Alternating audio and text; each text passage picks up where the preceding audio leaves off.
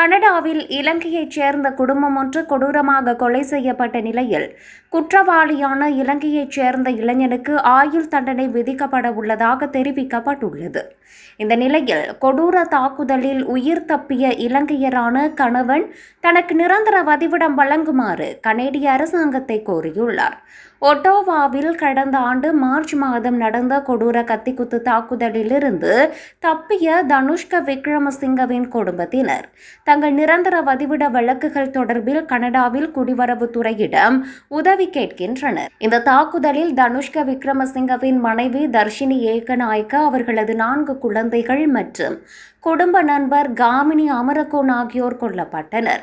கொலையாளியான ஃபெப்ரியோ D Zoysa 6 முதல் நிலை கொலை குற்றச்சாட்டுகள் மற்றும் ஒரு கொலை முயற்சி குற்றச்சாட்டில் குற்றத்தை ஒப்புக்கொண்ட பின்னர் அவருக்கு ஆயுள் தண்டனை விதிக்கப்பட உள்ளது.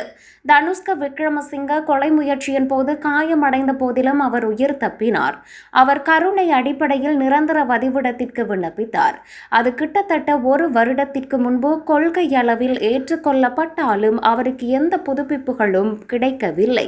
இந்த சம்பவத்துக்கு பிறகு கனடா வந்த அவரது சகோதரரும் தந்தையும் தங்கள் சொந்த வதிவிட விண்ணப்பங்கள் பற்றிய செய்திகளுக்காக காத்திருக்கிறார்கள். அத்துடன் தனுஷ்க விக்ரமசிங்கவின் சகோதரர் கனடாவில் தொடர்ந்து பணியாற்றுவதற்காக தனது தற்காலிக வதிவிட அனுமதியை நீட்டிக்க கேட்கிறார்.